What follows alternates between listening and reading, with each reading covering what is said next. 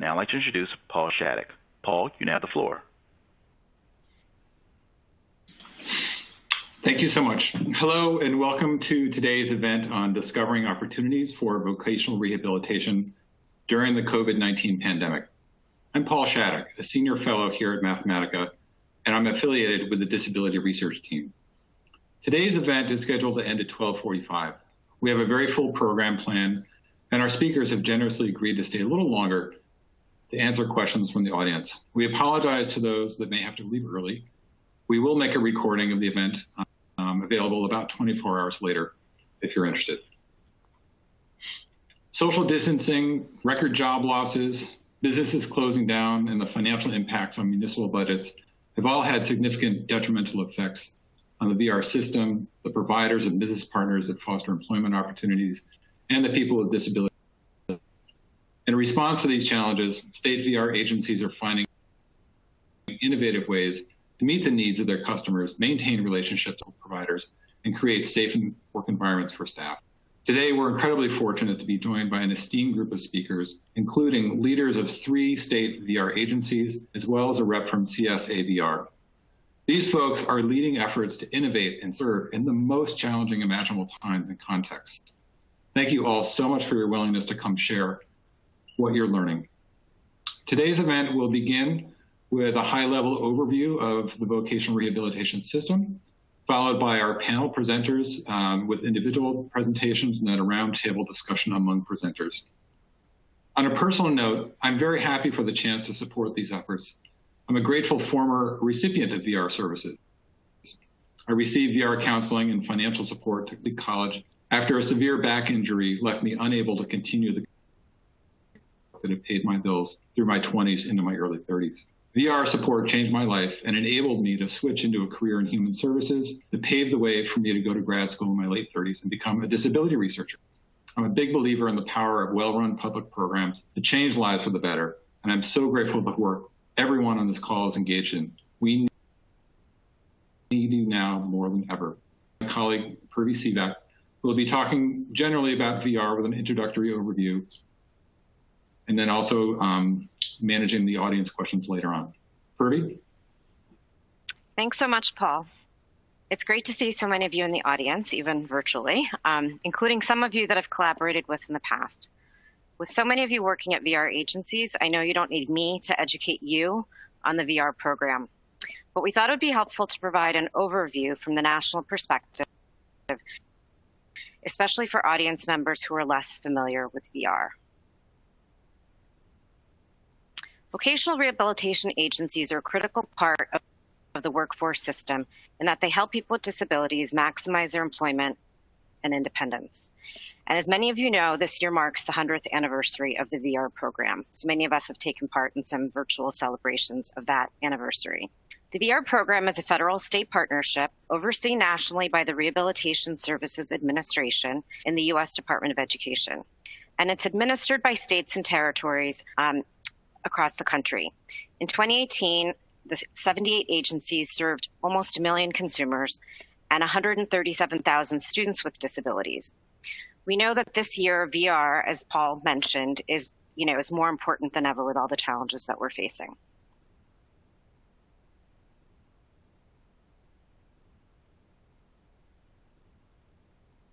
My work with VR began with the naive lens of a research economist, using national data from the RSA 911 to examine VR outcomes across agencies.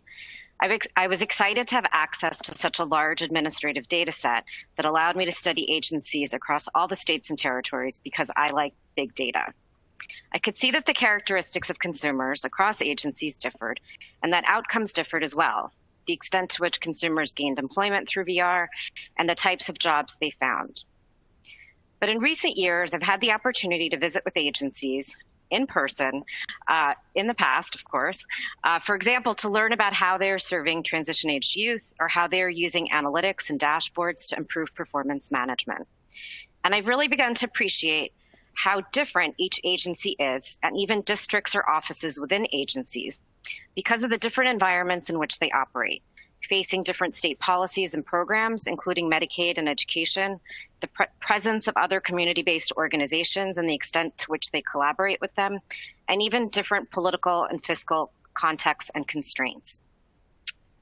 Importantly, the consumers they serve or are trying to serve also come from a variety of communities with different strengths and barriers that are not visible in the national data, like different attitudes, expectations, families, culture related to disability, employment, and integration in ways that are important and can affect the extent to which counselors succeed in working with these consumers.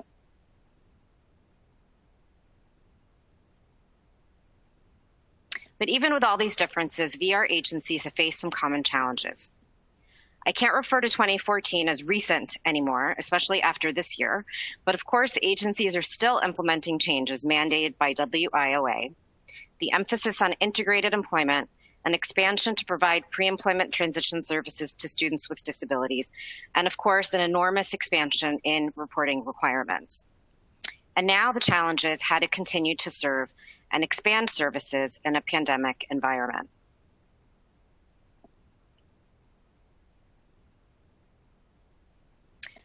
The fact that agencies and their offices develop their own solutions to address these challenges in their unique environments means that we have a lot to learn from one another. Some of the challenges I've heard repeatedly in the past few months are in how agencies can expand outreach and process applications at a time when the need is higher, but resources are tighter than ever. How can they continue to provide pre-employment transition services when youth need engagement more than ever? Agencies are looking for ways to connect with employers, leverage relationships across agencies to meet this need, all while maintaining the health and safety of their staff and consumers. Here today to hear what 3 agencies are doing.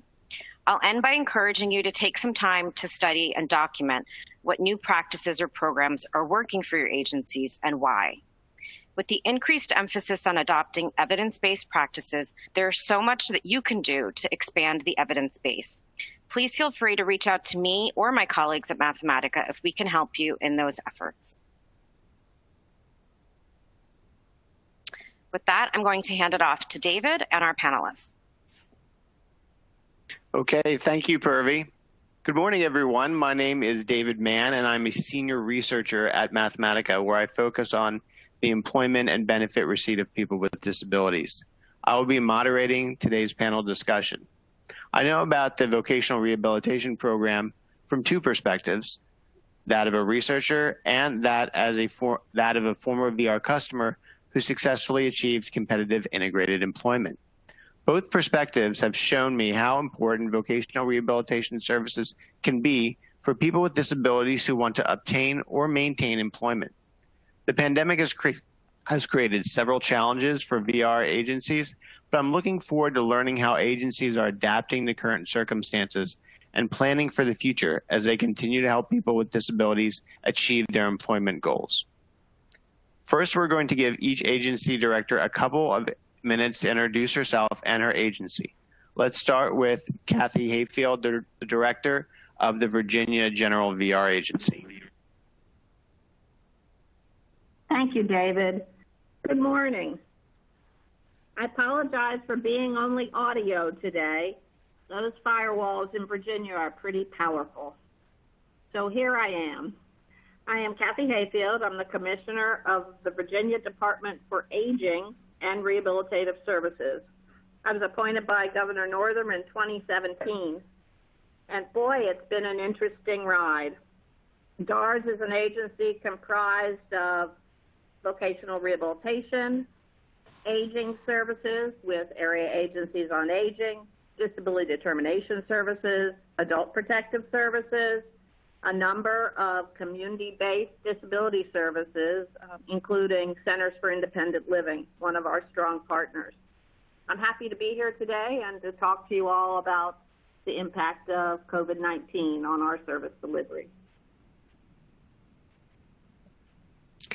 Thank you, Kathy. Now we'll give a couple minutes to Daisha Johnson from Oregon's Blind VR Agency to introduce herself and talk about her agency for a couple minutes. Good morning, everyone. Good morning from Oregon. My name is Daisha Johnson, and I'm the Executive Director of the Oregon Commission for the Blind. We are a separate agency for the blind, located independently within the executive branch of state government. And we provide vocational rehabilitation and independent living services to Oregonians who experience vision loss. So as a blind agency, we employ a combination of vocational rehabilitation counseling professionals, as well as specialized rehabilitation teachers that can prepare individuals who experience vision loss with critical adaptive skills training necessary in order for them to prepare for and participate in the workforce. And our program, I've been with the agency for 20 years, so I've been here for a while, and I've been the executive director for the last 7. And it's truly, as a rehabilitation professional, been a great joy to watch our agency be able to pivot and adapt to the COVID environment to continue to provide the best services possible under the challenging circumstances that we all face. Okay, thank you, Daisha. We also were expecting to have a third agency director, Shannon Austin, from Pennsylvania's combined VR agency, but she appears unable to make it to join us this morning. So we're going to be proceeding with Daisha and Kathy. So now that both of the panelists have been introduced, we're going to start the panel discussion. We've developed a number of questions to help guide the discussion. When starting a new topic, I will read the question to the panelists and the audience. Each director will have a limited amount of time to give an initial response. We will then have a few minutes of unscripted discussion amongst the panelists. The goal is to have an open discussion and exchange of ideas. I may jump into the discussion occasionally with a clarifying question, but I'll focus mostly on moderating the discussion. After the panel discussion, Steve Waterston from CSAVR will introduce himself and comment on the discussion. So let's get started with the first question. The first question is really a contextual one, and it's asking to provide some context. Please describe how the pandemic affected your agency in the spring of 2020. Consider things like operations, customers, applications, and effects on service providers. And we'll start with, for the whole time, let's start with initial response from Kathy, and then we'll go to Daisha. Okay, thank you, David. So what happened in the spring of 2020? There really aren't enough adjectives to describe this past year. It's really like no other. Let me talk about last March. On or about March 8th, we began to realize that safety and protection of our employees, as well as the individuals we serve, required immediate attention.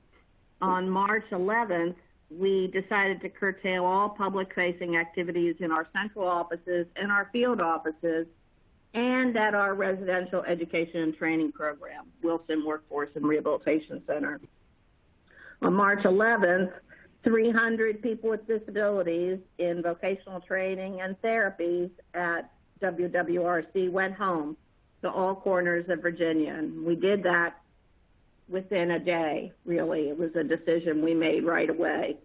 And that was right about the same time that the governor called for a state of emergency.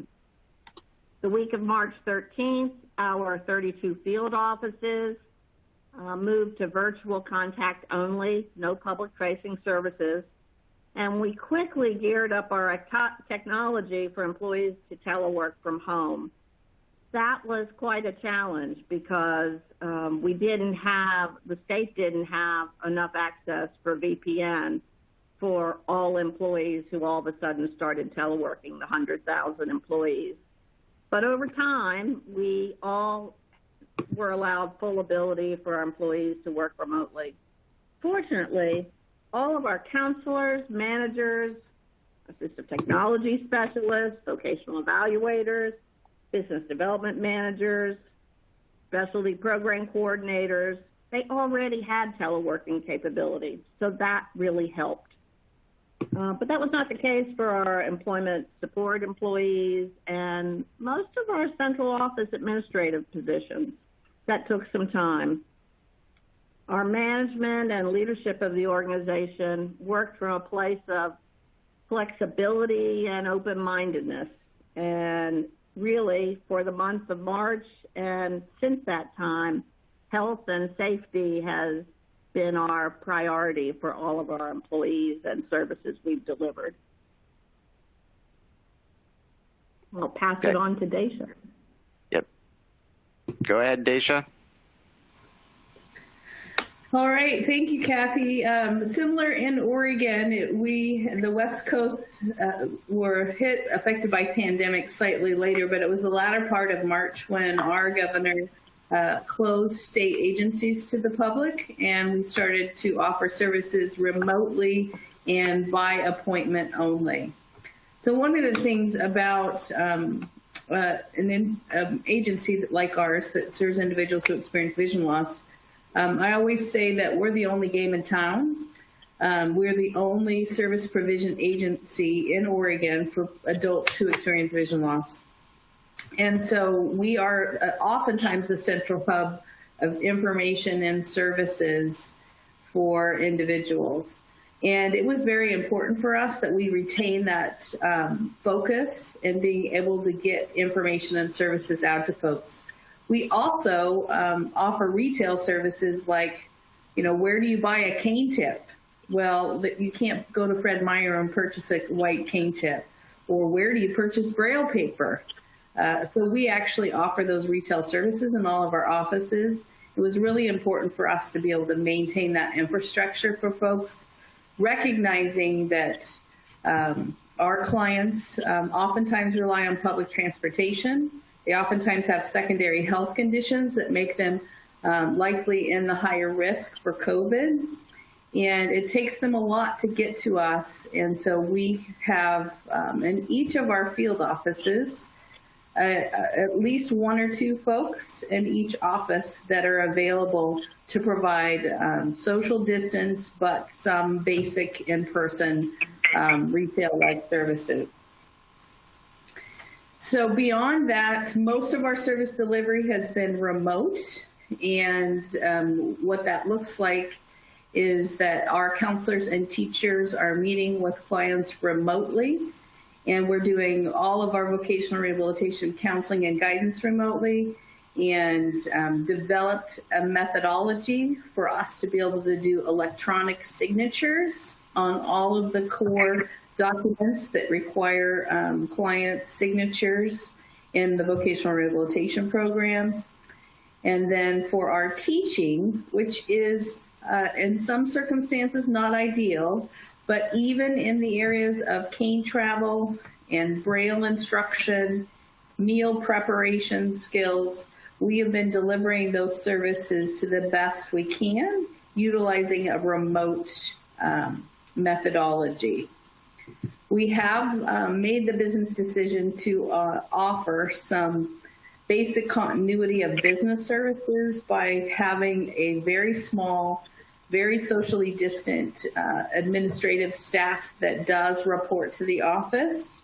I'm in the office this morning, and there are probably 5 other folks here, and they do all of the mail processing, scanning documents, getting the counselors and teachers their information that they need.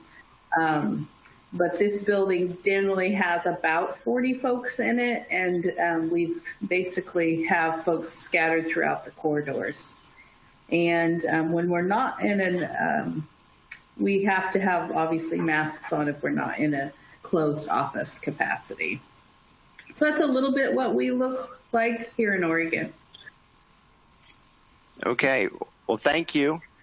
Fortunately, Shannon Austin from Pennsylvania has been able to join us. So Shannon, I'm going to ask you to just take about 60 seconds to introduce yourself and your agency. And then if you could pivot to a quick discussion of how the pandemic has affected operations at the Office of Vocational Rehabilitation in Pennsylvania. David, can you hear me? Yes, well, I can hear you. Oh, perfect. Pleasure to be with everyone this afternoon. My name is Shannon Austin. I'm the Executive Director of the Office of Vocational Rehabilitation. I am really excited to be here with everyone. I am currently out of Pennsylvania. We currently have close to 1,000 employees here in the Commonwealth. We are a combined agency where we serve individuals, and we also have a comprehensive center here in Pennsylvania. Just a pleasure to be here. Just a small introduction of myself. I've been here for, about 15 years here within the Commonwealth, working in VR. Prior to this, I did HR, have a strong business background, and just happy to be here. I'm going to switch gears here and talk a little bit about how OVR in particular has been impacted by COVID. Just like everyone else, as you guys have heard, that I think COVID shook, the nation or nations when it comes to health and safety with this pandemic. We, like everyone else, had to pivot. But one of the things that I found very quickly in working with my staff, I realized how dedicated they were in trying to serve individuals and how agile our agency was to really kind of switch gears and going from a really face-to-face model here in the Commonwealth where we're meeting with consumers on a regular basis to really having to go totally virtual. From the middle of March, I think like everyone else, the concern, even though most of our missions is for employment and independence for individuals with disabilities, our focus, during that time at the very beginning and still continues to be, is with health and safety. With that in mind, we wanted to make sure that we were able to go virtual across the state within the Commonwealth and still be able to deliver services to individuals in the Commonwealth. Within about 2 to 3 weeks, it took us, it was a pretty heavy lift, but the bulk of our staff that are field staff were able to go virtual very seamlessly, but those that were in supportive roles with those field staff, we had to make sure that we got computers in hand and so that we can operationally function to still keep the program moving forward. We initially, after the first 2 weeks or within the first 2 weeks, we really, we put together a COVID task force team internally to really identify just some key areas as an agency so that we could move things forward in this virtual space. And we focused on really increased communication, continuity of services internally, collaboration, not only across division, but across bureaus and interagency within the Commonwealth. We focused on, and then we really set probably about 6 key priorities within the agency. Everything going from increased communication.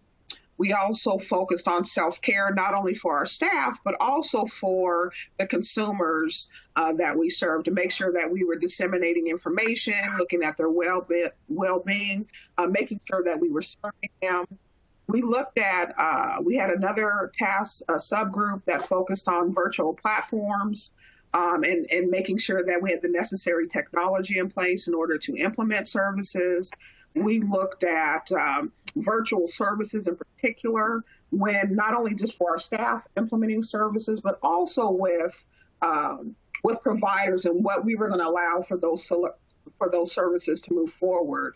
We had previously not really allowed many virtual services, but through this process, I think like most, we had to look at our current policies in place and guidance that went out to providers so that we could pivot and allow for virtual services to take place, especially in the areas of supportive employment and pre-employment transition services and how we were allowing for those services. And I think other services, psychological testing, if we were going to allow for assessments to go forward with that. So guidance documents were created.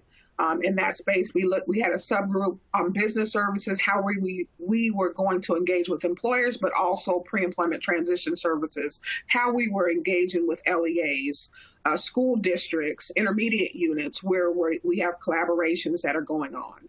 Are just a few of the things that we focused on as we try to get up to speed in the COVID environment. And I'm going to send it back to David. Thank you so much. Okay, thank you, Shannon. I appreciate that. So what I'd like to do now, we're going to go into our second question. And the question is going to be focused on kind of what is the key ongoing challenge that the pandemic has created for your agency? So I know there's been a lot of challenges, but kind of what is the central challenge? What is drawing the most attention for you right now as far as challenges that are pandemic related? Not only can you characterize the challenge, but can you briefly summarize how you're addressing them, or addressing the challenge? And then what I'd be interested in the discussion between the three of you, and want to get you interacting, is when one of the agency directors shares a challenge, maybe the other agency directors can comment if that they're having the same challenge, and if they're addressing it in a similar way, or they have a different strategy in place to address it. So let's start again. Let's use this order of Kathy, Daisha, and then Shannon. But if you could briefly talk about what is the key ongoing challenge, and then we can kind of interact and see how different agencies are addressing it. Okay, David. I will start with just one challenge that is related to our VR consumers. Although our VR professionals and our partners have been so amazingly creative and motivated to serve people in this environment, in the virtual environment, we really can't underestimate the psychological and real impact of the pandemic on our own employees and on the VR consumers themselves. So we see, looking at our data, that we have a 25% decrease in applications for VR services and a 26% decrease in successful closures. So the challenge is, in a virtual environment, how do we assure that we're meeting the needs in terms of referrals, applications, and closures? And I'm going to throw that out there to my friends Shannon and Daisha for their response and how they're dealing with that challenge.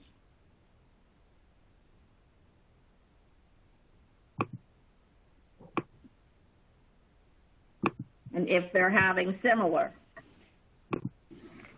Yeah, Kathy, this is Daisha, and we are experiencing a similar downturn in terms of applications and employment outcomes.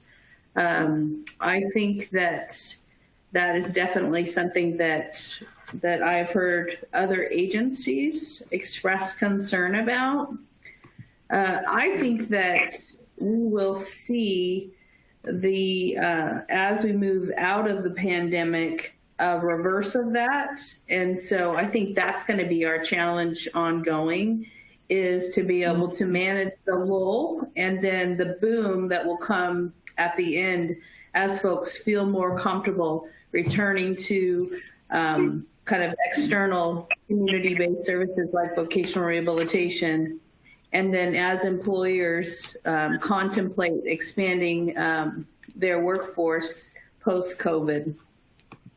So that's kind of my take on it. I think the other challenge that I think that we're all experiencing, which you touched on, Kathy, is the trauma that our staff are experiencing and just being isolated. People get into the field of vocational rehabilitation because they're passionate about being of service to others. They're passionate about helping people connect with their careers. And not only are our customers isolated, but our staff are isolated as well. And so I think as leaders in this space, we're really challenged to not only keep our customers engaged, but continue to offer I think, hope and inspiration for our staff as they're also experiencing the ongoing effects of COVID and the changes that it's affected in terms of our lives. Good points. Yes, I'm in agreement with both of you. I think we've seen the same level of challenges that both of you guys have discussed, and they're at the forefront of what we're having to deal with here in the Commonwealth also.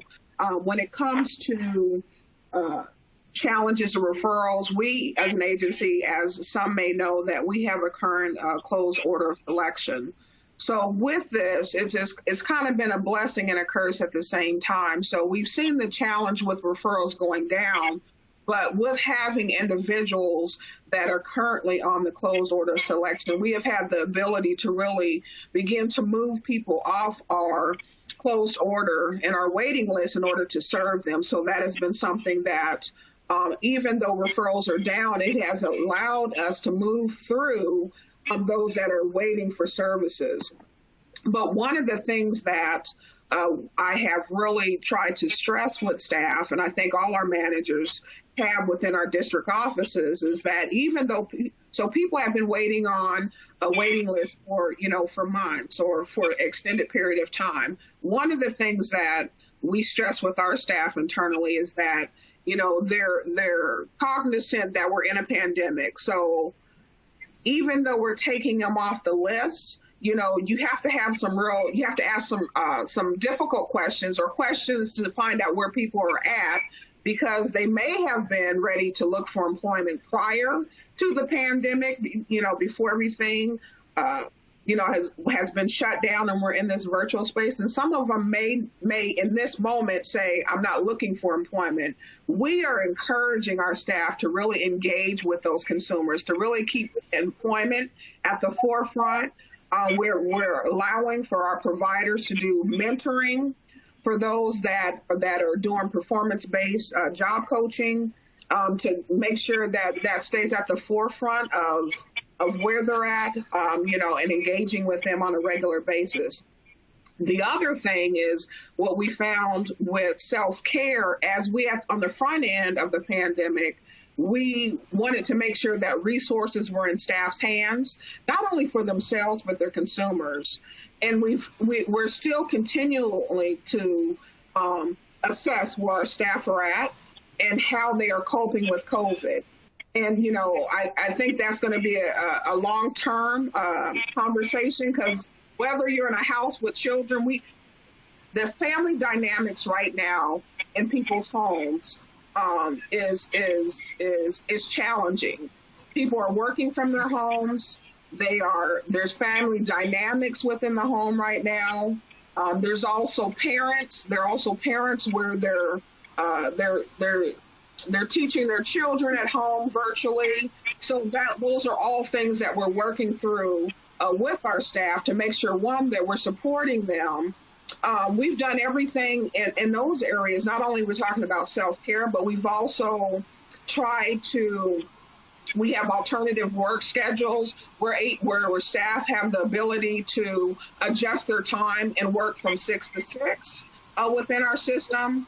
We also are encouraging some of our staff to look at staff schedules that will work, especially if they have small children, to adjust their schedules where they have time on the front end or the back end of their day in order to do some of their parenting duties that they have.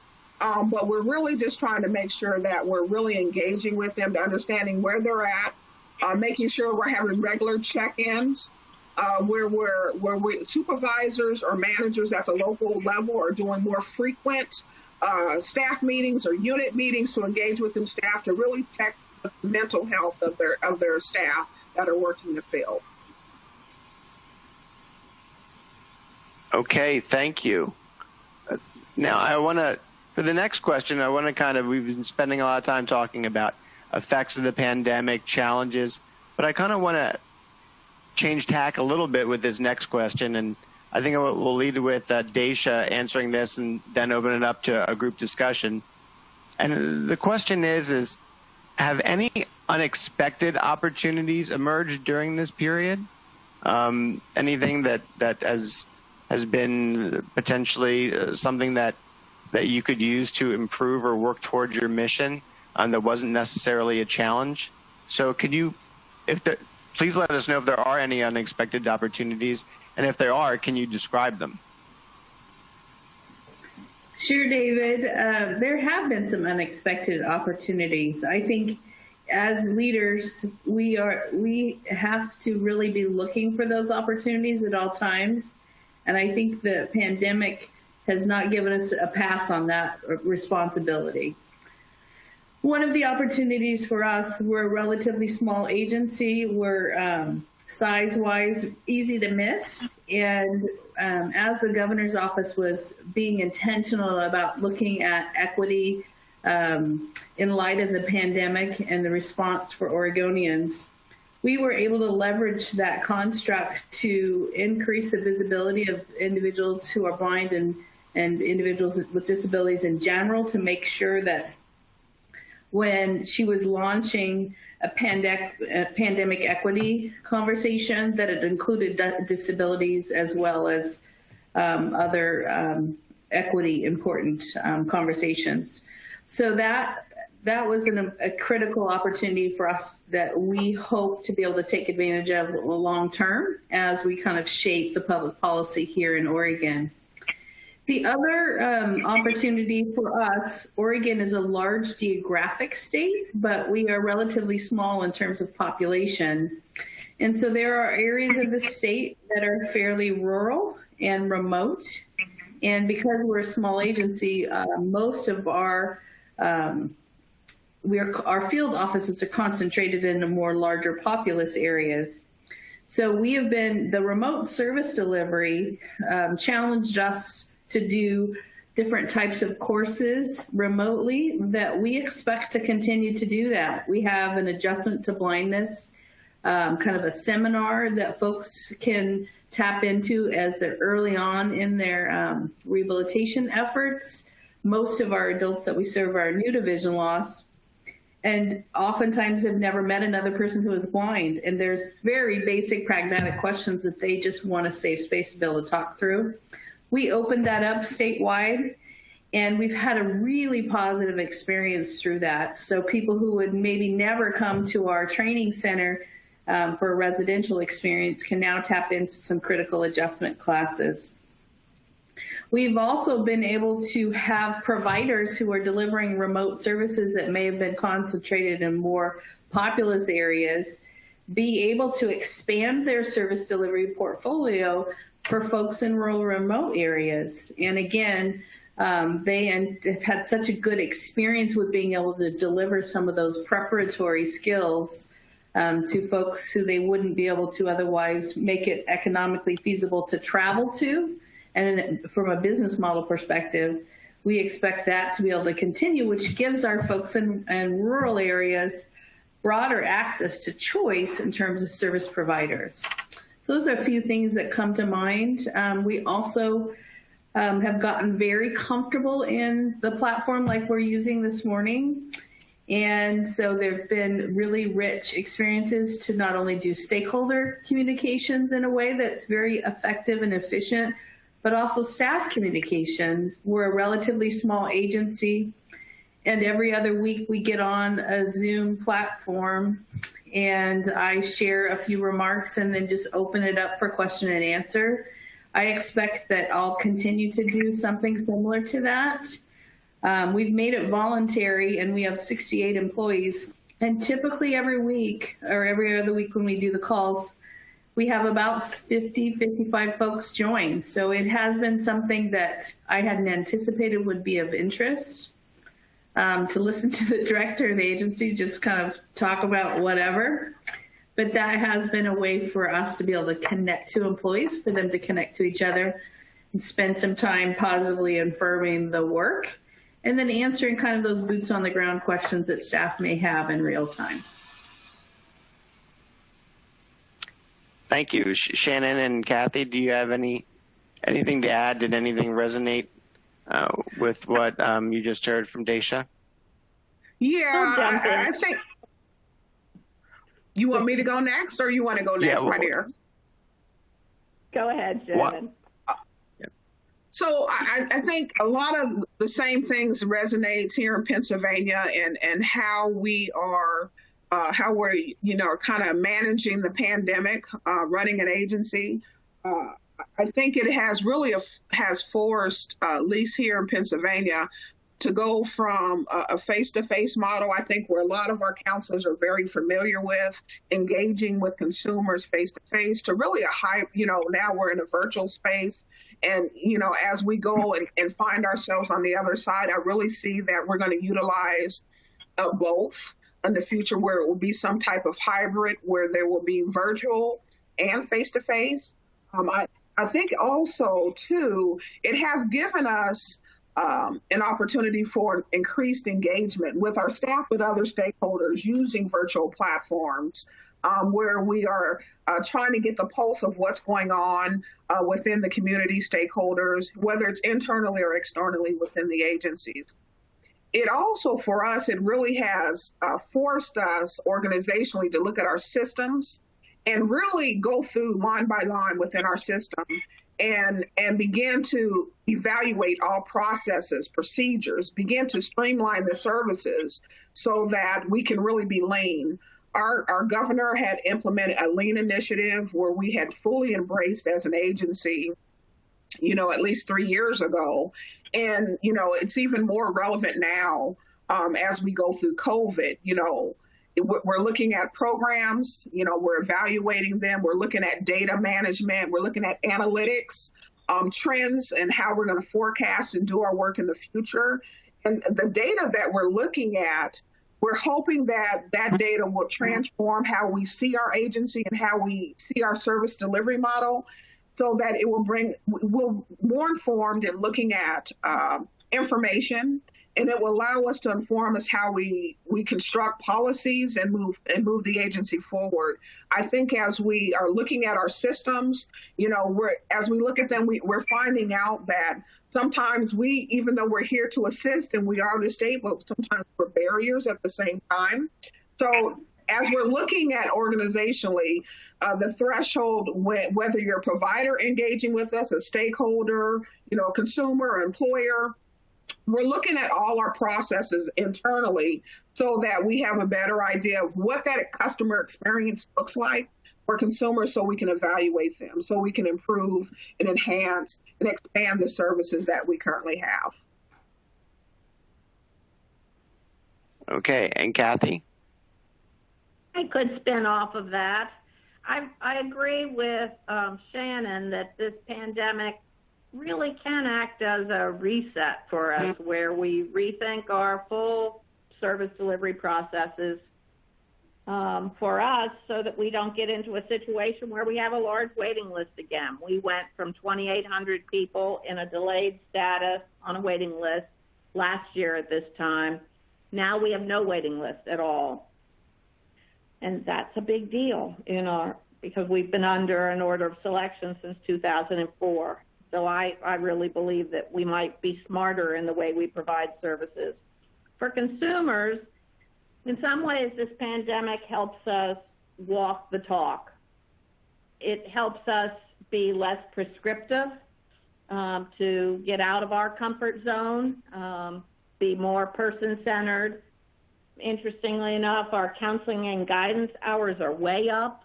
Our delivery of therapies like PT, OT, speech, assistive technology, career exploration, vocational evaluation, we're providing those services in kind of a telemedicine format, and our service hours are up for all of those things.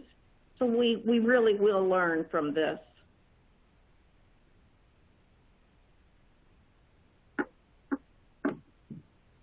Great, thank you. So the next question that we have, and we'll start with Shannon and then go to Kathy and then Daisha. This next question is really about partnerships. Partnerships and collaborations are key to VR agencies as they deliver services. I wondered if you could speak briefly to how the current environment is affecting those partnerships and collaborations with, again, whether it be state agencies, schools, service providers, or other community organizations? Well, so for us, there's been a huge increase of partnership. We didn't let some of the partnerships that we have die on the vine. We were in the process of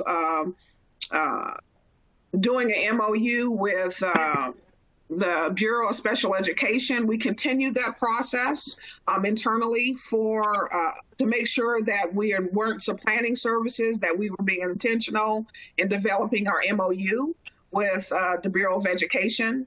And it's been very strategic in nature, where we have had the ability to really kind of make sure that we are going to be implementing it effectively throughout the state. And making sure that we have a communication plan, that we're strategic, we're intentional in that partnership. We also have continued our partnership with the Office of Developmental Programming, and making sure, as our order of selection has been closed, that those consumers that are waiting on our waiting list, that they continue to get services using their waiver with them and the Office of Long-Term Care. We've continued with that. We've even amplified our partnerships internally within the Commonwealth, because we're part of a whole workforce system. And with that, we have worked closely with the Career Links and making sure that individuals have access to employment opportunities, whether they're working with OVR or within the Career Link system here in the Commonwealth, or they're working both with us, within the One Stops and OVR, to make sure that they're seeking employment. And we've also had great opportunities, which I didn't really bring up in the last segment, is to really talk about how there's been employment opportunities because of COVID. We've had opportunities, for instance, with the department, with unemployment compensation in particular, where they needed 200 employees, work from home opportunities. They're within labor and industry, and historically we don't deal a whole bunch. We deal some with them if there's consumers that have disabilities, but we've had consumers where we've placed anywhere from 50 to 70 people with temporary jobs, with unemployment in particular, working from home. They gave them the technology they needed, and they're making about $15 an hour.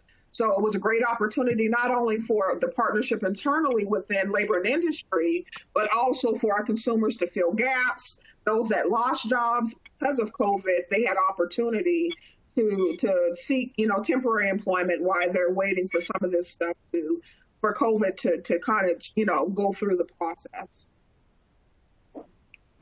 Right. Thank you. Now, turn it to Kathy. Well, I would say that in the beginning, our relationships were challenged.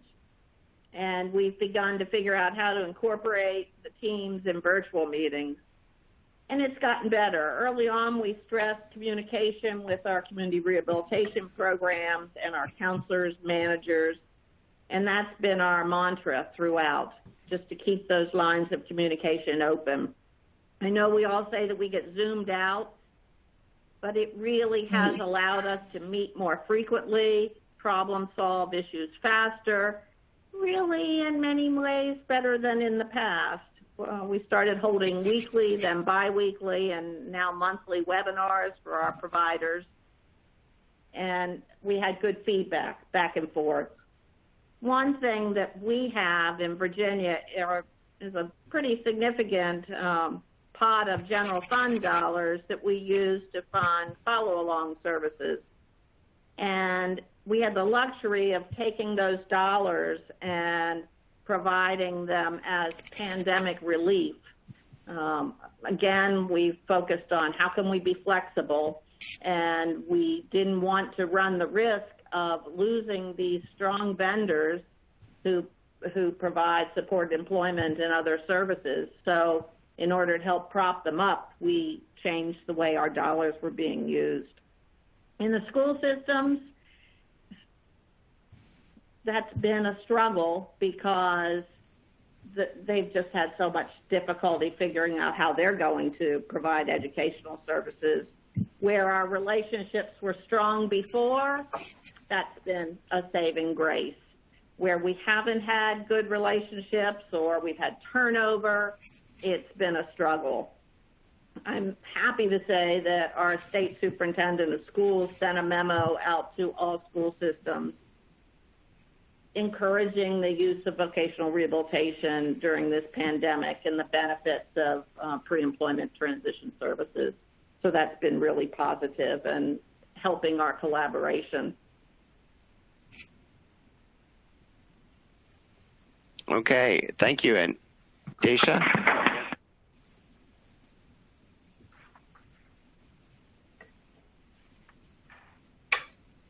Daisha, are you there? We may have lost Daisha temporarily. I think I'm here. Oh, there you are. I can hear you. Go ahead. Yeah, if you could repeat the question, then I'll chime in. Yeah, sure. So we've been speaking about how the current environment's affected partnerships and collaborations. And so I want to see if you had anything to add on that topic about how those collaborations and partnerships have been affected at your agency.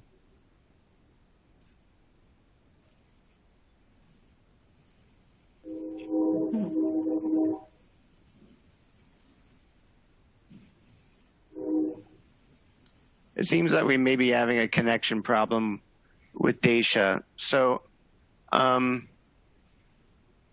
think just in the interest of time, we'll go to the next question and hopefully Daisha will be able to hop in on the answer to that one. This is going to be our last question because I do want to get to Steve in the next 6 or 7 minutes.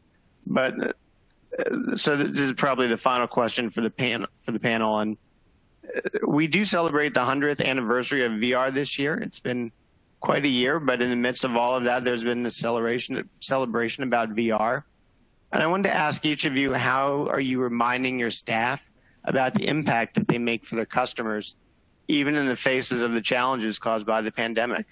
And we'll start with Kathy. Okay. It's been,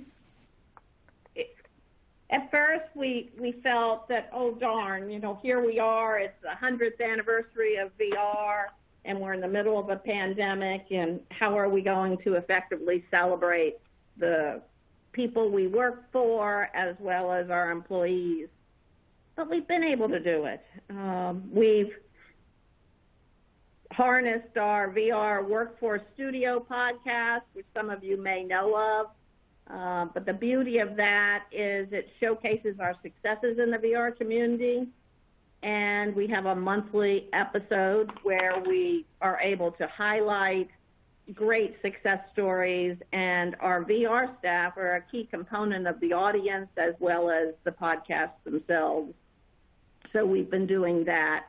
The podcast offers us a quick and effective way to showcase the value of VR, mostly through the success stories. And generally, we say the best thing to do is for us to get out of the way and let the people we work for, the people we serve, talk for themselves. And that's what the VR Workforce Studio has been able to do. We also, our DARS communication team produced a music video that's sometimes referred to as the national anthem for VR. And we developed that. It was used by CSA VR. It's been used by a number of organizations around National Disability Employment Awareness Month. And so that's been a lot of fun for us. Also, we've produced regular short clips for social media showcasing the work of VR in Virginia, as well as messages from me throughout the year. So we've used social media a lot. We've had regular emails out to our employees with clips from these success stories as well. So it's been a lot of fun using the social media to help push out the message. That sounds great. I think that creating a music video may be a first for a VR agency. I'll have to look into that. But yeah. So Daisha, are you with us now? It looks like she is not. yeah, she's still struggling. So then Shannon, can you speak to how efforts in the Commonwealth to celebrate the anniversary of VR and remind your staff of the value that they bring to the mission? So I don't know how I'm going to compete with a video with that last one, but I will say this, that the pandemic. So I have a quote that I usually have on my wall or my office. I say, "Blessed is the flexible, for they should not be bent out of shape." So one of the things that I see through the pandemic is that as an agency or VR program, we've been flexible and we've been creative. And we have been encouraging our staff and our leadership team to be all of the above. This has just been an opportunity for the agency to really kind of lean in to figure out how we can look at our service delivery model, improve upon it, and just every aspect, everything from looking at systems, looking at our services and programs we're implementing, how we engage with our staff, stakeholder groups, and just try to really be creative and connect with them where they're at. I think a lot of times, because we're the government, there tends to be a lot of bureaucracy. But one of the things that I'm finding is we have to get back to basics. And I think celebrating 30 years of the ADA, the 100th year of VR, I think this is a reminder of why we're here, to support those with individuals with disabilities, in employment, with independence. And the pandemic has showed us really how to, I told Coach D I was going to take this, but not think outside the box, but really blow it up. And how we are delivering services across the nation. There's some things that we can do better. When we look at, for example, when we think about transportation as a barrier, it's usually in the top 3 of where there's a barrier to individuals going into employment. With the pandemic, it allows us to look at employment opportunities working virtually, working from home. It allows us to really connect with employers, to do partnerships and collaborations in unique ways where we're using virtual platforms, how we're engaging with staff. It's really stretching the agencies, I think, across the nation in order to think differently and how we're delivering our services and how we're just connecting across the nation. So I just, as much as it is a bad thing, how it's impacting everyone, it truly has been an opportunity for all of us to be flexible and creative in how we're delivering our services. I appreciate that response and all of your responses. It's been a really interesting insight into what's going on at various VR agencies, the challenges that you're experiencing, but the things you're also doing to overcome them. And so we appreciate all 3 of you sharing today. Now we're going to hand it over for about 10 minutes to Steve Watterson from CSA VR. He'll introduce himself and a little bit about CSA VR, but then he's going to really focus on responding to what he heard today and connecting that with VR policy at the federal level. So Steve, over to you. Thanks, David, and thanks to Mathematica, all of you that have managed this. I've been taking furious notes, so I'm not going to be real scripted in what I have to say, but I'll try to pick up on some things I heard and maybe you'd be able to answer a couple of questions. Just a personal note, seeing 339 folks online at one point from across the country is pretty darn cool. And from a variety of sources, it says that there's a lot of interest here. And I have to give a shout out to my 2 home states. I claim 2.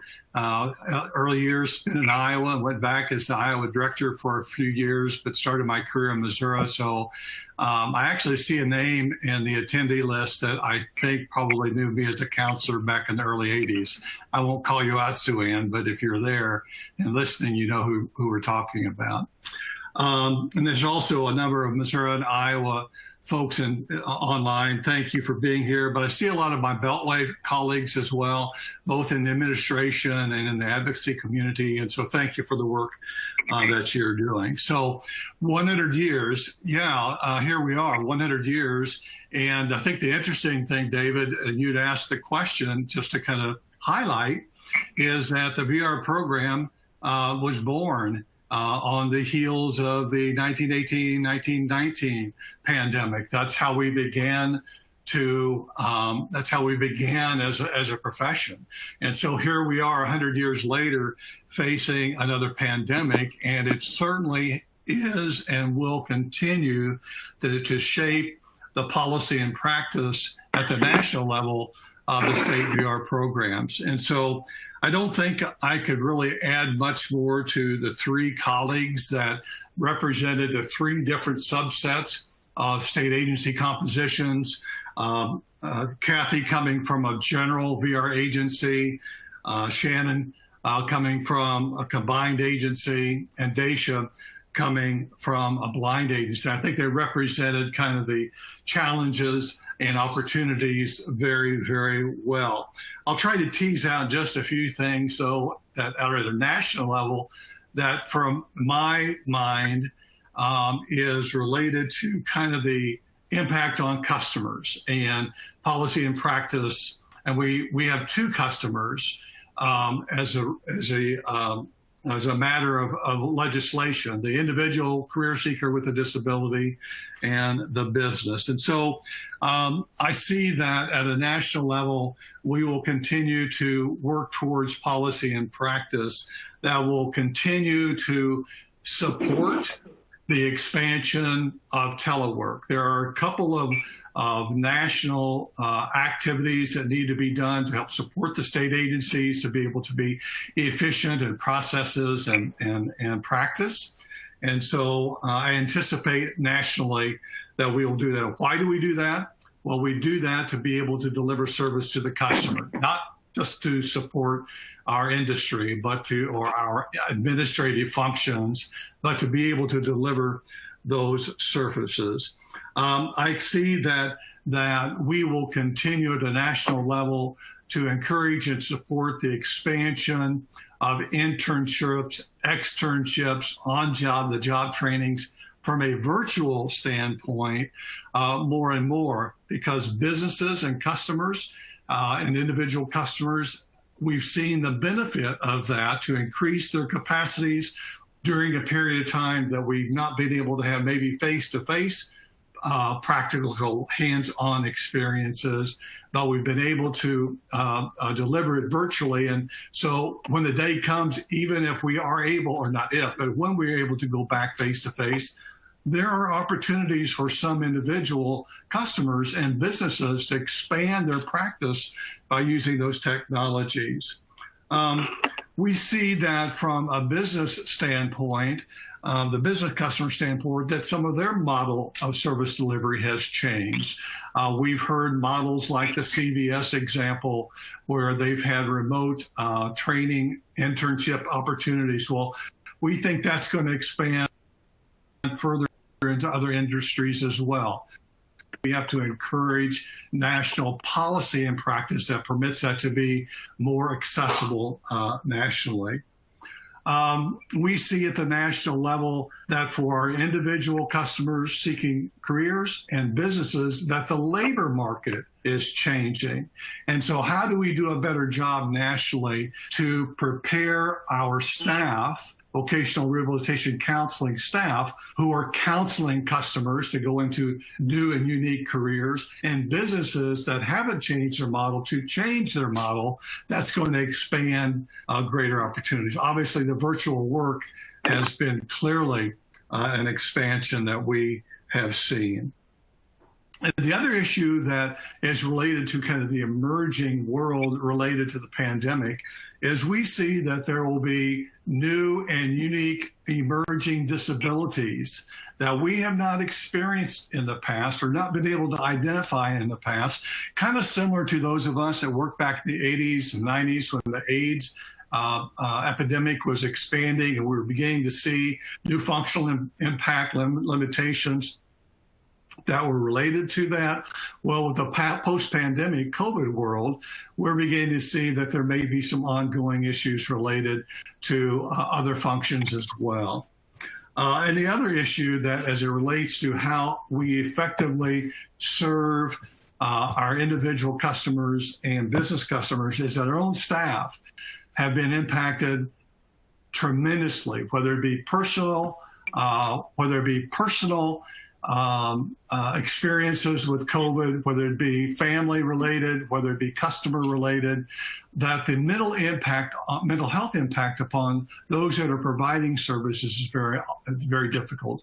So we at the national level want to serve the staff across the country that are delivering and at the same time trying to deal with their own impact of COVID. David cut me off. I've got a few more things I want to mention, okay? But if I'm starting to get over time, I fully expect you to give me the whatever, and I'll be sure and stop, okay? Okay, you got 2-3 more minutes, Steve. You're doing well. Just to highlight a few unique challenges and opportunities. Most of these were mentioned, but I do want to maybe jump to two that are somewhat administrative, but it impacts the way that we are able to serve customers. The pandemic hit at a time that the vocational rehabilitation profession was just beginning to right size and responding to the 2014 mandate for pre-ETS services. Won't go down that rabbit hole at the moment, other than to say that as we were coming to the point of right sizing, it also meant that putting the halts on that has kind of thrown our system into a bit of a turmoil. And all three of our colleagues, Daisha, Kathy, and Shannon spoke to this to some degree. But there are elements of still having to right size the national program that's going to take some federal help with.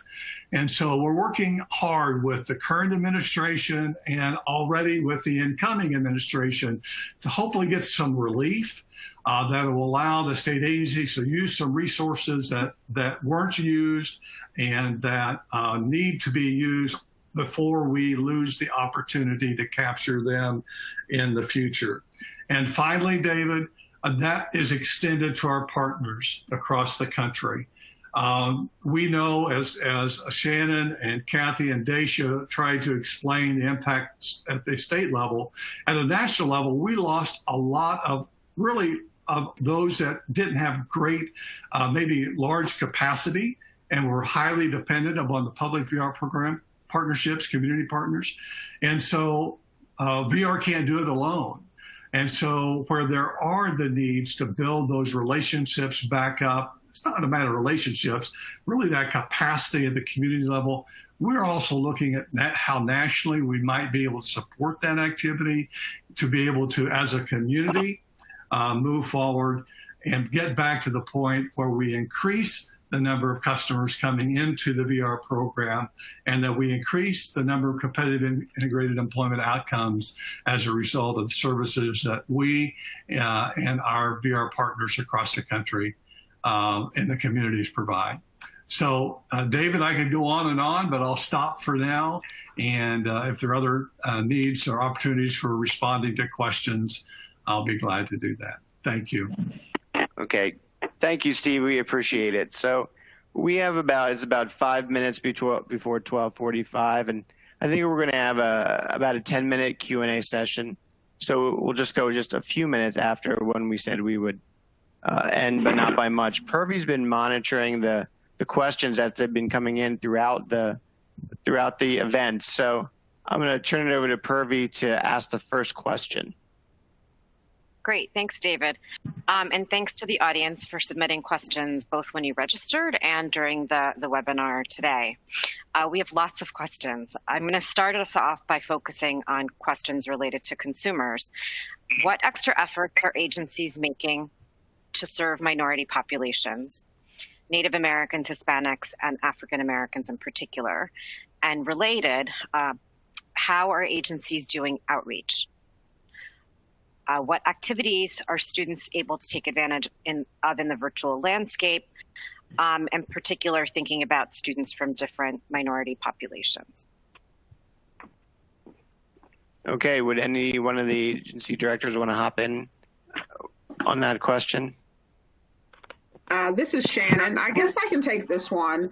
I think it's a twofold question. I think it's been a priority of mine internally within the agency to really focus on diversity, equity, and inclusion from me stepping into this role. With being 100 years in VR, I am literally the first African-American stepping into executive team within Pennsylvania, which was a huge feat. But I think that, so this is something that's very close to my heart when it comes to implementing diversity, equity, and inclusion, not only within our hiring process and hiring development and making sure that our staff are trained and equipped to work with diverse populations, but we've been real intentional with how we are developing our partnerships and making sure that we're creating collaborations and alliances with community agencies that are working with consumers that are either unserved or underserved here in Pennsylvania. I think it's key that we are making sure that not only that they are accessing our system, but once we have them in our system, that we're dealing with them appropriately and making sure that we're authorizing services, that they have competent and equipped counselors in order to work with them to make sure that their needs are being met as they come through our system. With COVID being here, with us going through the process with our MOU in particular, we've had the opportunity not only to work very closely with the Department of Education through that process, but we had a real good connect with, for instance, one of our areas that has a high dense population here in Pennsylvania in Philadelphia County, where we know that 1/3 of our population or students in particular that have individualized IPEs currently within the state. We know that 1/3 of 180,000 cases that we have here in the Commonwealth are out of Philadelphia, which is a high dense area of individuals that are African American, Hispanic, that live in that area. So we've connected with the deputy director down in that area to see how we can increase our referrals. For those school districts that aren't connected with us, we're being more intentional in that we're trying to put together a small rapid response team to address and take on referrals with the Philadelphia School District. With PREETs in particular, pre-employment transition services, being in this virtual space, we have made sure that there is an ability for students to access all 5 core programs here internally, whether we're utilizing providers or staff for those services. So independent living, job readiness, job shadowing, work-based learning experience, independent living skills. You know, a lot of our students are working through that. We also are making sure that not only that they're having access to those services, but we are making sure that, you know, all students, no matter what color they are having access to those services. And I think some of that is real intentional with our MOU that we're getting in place and we'll be rolling out in the spring coming up, that we're making sure that all students have access to, one, be connected not only with the school districts, but we're helping with that transition as they're transitioning from high school into post-secondary, potentially education, or directly right into employment. Thank you. I appreciate that response, Shannon. Purvi, would you like to ask another? You go ahead. Could I jump in there with one other? Sure. So in Virginia, through Virginia General Agency, we've been involved in a targeted communities grant where we've been very intentional at looking at the intersection of poverty and disability. And we've provided training. We had 2 very intensive activities in a very rural part of the state and an urban part of the state. But since then, we're providing training to all of our VR counselors as well as working with Centers for Independent Living, to have a better understanding of the impact of that poverty and one's ability to move toward and access services.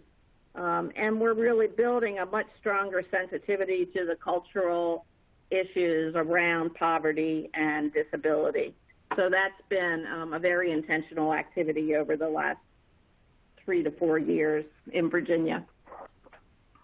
Okay, thank you, Kathy. So we have time for one more question, and Purvi's going to share it with us now. Sure. So many questions, though. So on employment opportunities, how do we quickly adjust to the fact that in-demand occupations and industries are changing? And related, how are your agencies supporting consumers' efforts with self-employment right now?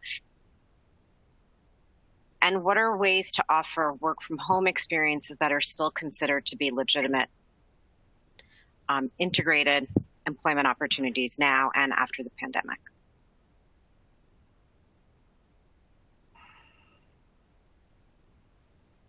Would anyone like to take the lead on that one? Daisha, maybe if you're with us and you have something to add. Daisha may still be struggling with audio.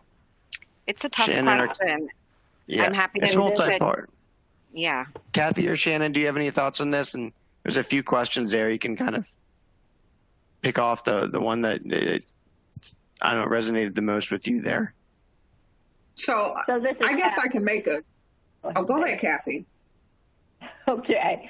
So in Virginia, we've been involved in establishing self-employment enterprises for quite a long time. But I think that Purvi's question is more, how is employment going to change as a result of the pandemic? And I do think that we are challenged to be much more open-minded and flexible in the way we view employment. I don't have a real answer for it. I'll pass it on to Shannon. So with self-employment, it's one of those interesting things here in the Commonwealth, in that, you know, any consumer that's coming through our system, there's some level of match. They have to develop a business plan in order to kind of access some level of services within that, within the agency from a policy perspective. We have not, to this point, maybe case by case, we do have people that were thinking about self-employment, but we really have not had a lot of consumers that are trying to go into self-employment. That doesn't mean that they're not developing or in the process of doing so. When it comes to some of the when it comes to, what was the second part of the question, David? It was about work from home and the extent to which that can be considered integrated.